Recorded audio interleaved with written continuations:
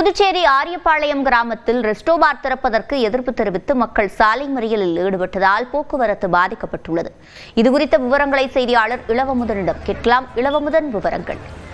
சிவரஞ்சனி, புதுச்சேரியில் முக்கிய வருமானம் தருவது கலால் துறை. இதன் மூலம் 550க்கும் மேற்பட்ட மதுபானம், கல் மற்றும் சாராய கடைகள் இயங்கி வருகின்றன. இவை மட்டுமல்லாமல் சுற்றுலாவை மேம்படுத்தும் வகையில் ரெஸ்டோ பார் என்கிற நள்ளிரவு வரை நீடிக்கும் பார்கள் திறப்பதற்கு அனுமதி வழங்கப்பட்டுள்ளது. நகர பகுதியில் 50க்கும் மேற்பட்ட ரெஸ்டோ பார்கள் இயங்கி வரும் நிலையில் தற்போது கிராம பகுதிகளுக்கு இது நீட்டிக்கப்பட்டுள்ளது. இதற்கு அந்த தொகுதியோட எம்எல்ஏக்கள் எதிர்ப்பு தெரிவித்திருக்கிறார்கள், பொதுமக்களும் தெரிவித்து வருகிறார்கள்.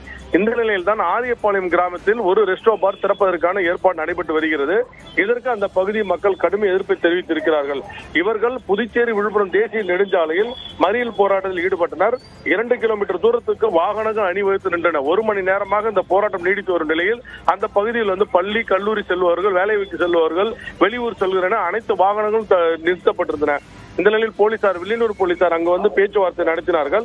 தற்காலிகமாக போராட்டம் கைவிடப்பட்டது. மதுபான கடையை அங்கிருந்து அகற்றாவிடில் அதை அடித்து உடைத்து பிரச்சனை ஏற்படுத்தும் என்று பொதுமக்கள் தெரிவித்தை தொடர்ந்து போலீசார் அதை அப்புறப்படுத்துவதற்காக அரசிடம் தகவலை தெரிவித்திருக்கிறார்கள். இருப்பினும் மதுபான கடைகள் திறந்தால் போராட்டம் அடுத்த கட்டமாக பெரிய அளவில் நடைபெறும் என்று அந்த பகுதி மக்கள் எச்சரித்திருக்கிறார்கள். விவரங்களை வழங்கியமைக்கு நன்றி இளவமுதன்.